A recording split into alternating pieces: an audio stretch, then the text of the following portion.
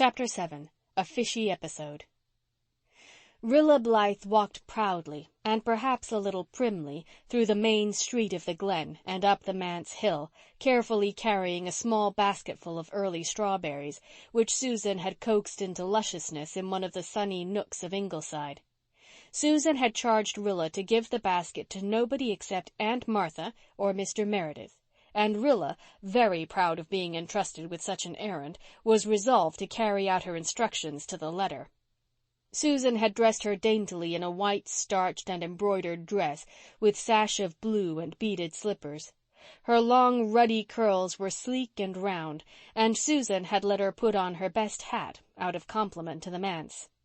It was a somewhat elaborate affair, wherein Susan's taste had had more to say than Anne's, and Rilla's small soul gloried in its splendors of silk and lace and flowers. She was very conscious of her hat, and I am afraid she strutted up the manse hill. The strut, or the hat, or both, got on the nerves of Mary Vance, who was swinging on the lawn gate. Mary's temper was somewhat ruffled just then into the bargain. Aunt Martha had refused to let her peel the potatoes and had ordered her out of the kitchen.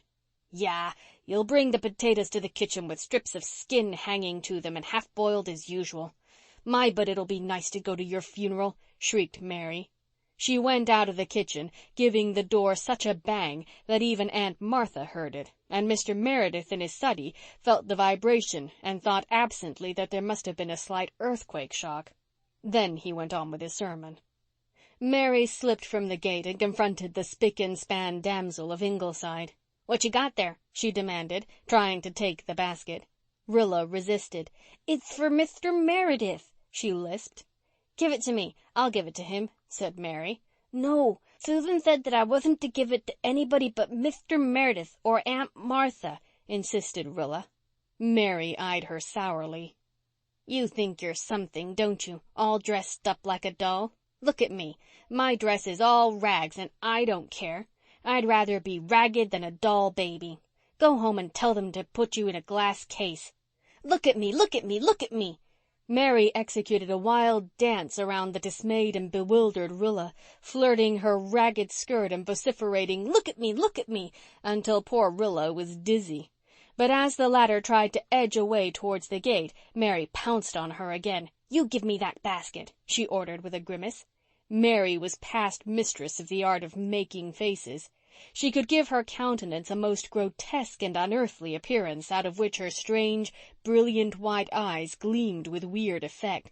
"I won't," gasped Rilla, frightened but staunch. "You let me go, Mary Vance."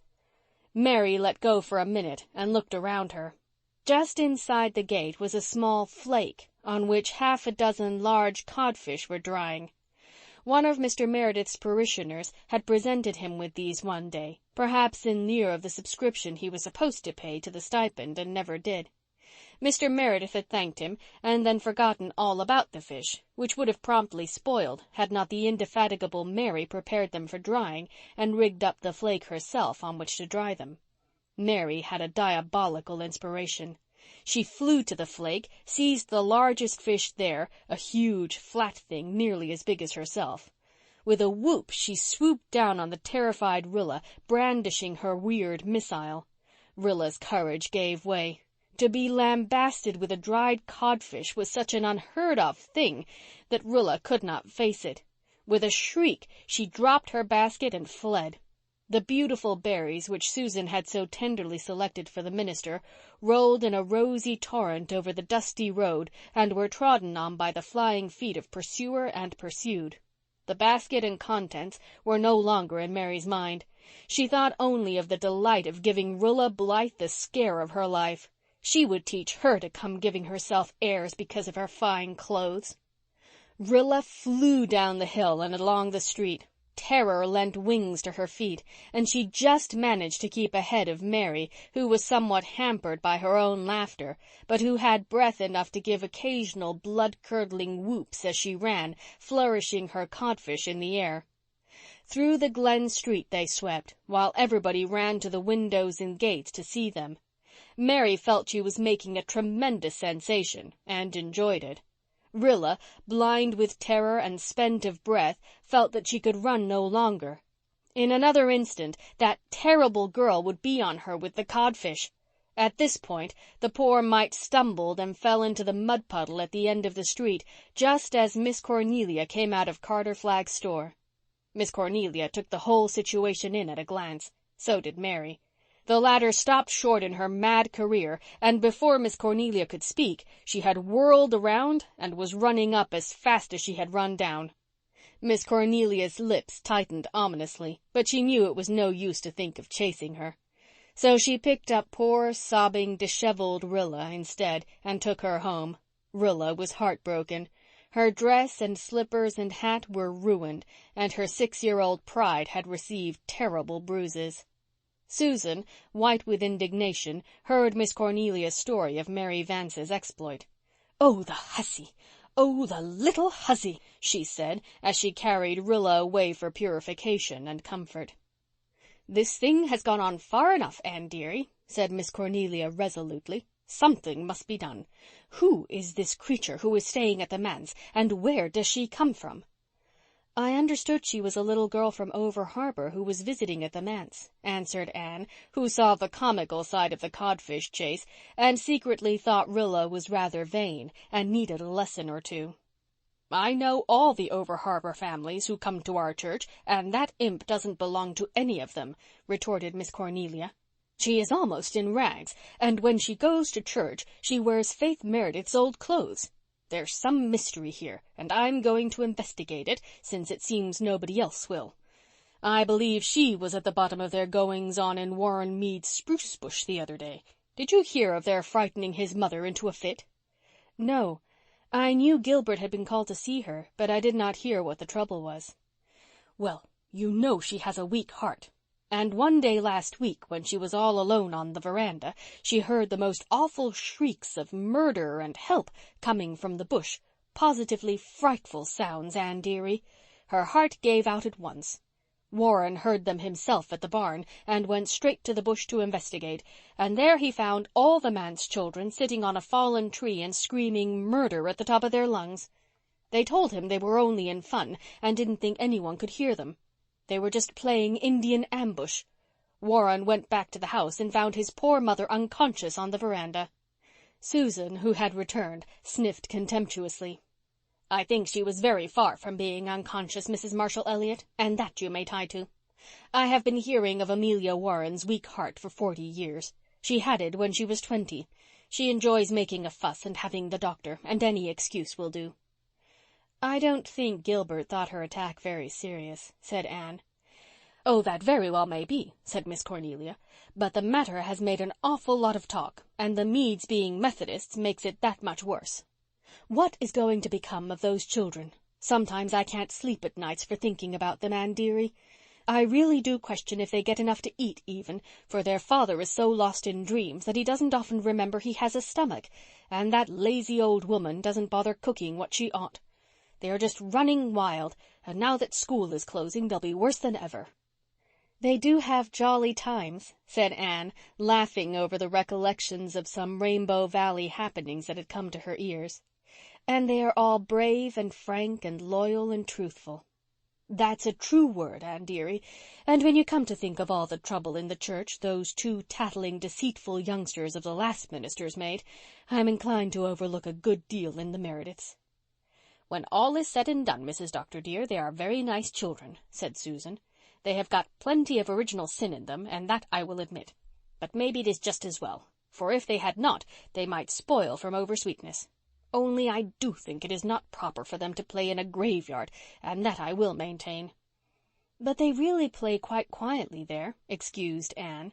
"They don't run and yell as they do elsewhere. Such howls as drift up here from Rainbow Valley sometimes, though I fancy my own small fry bear a valiant part in them.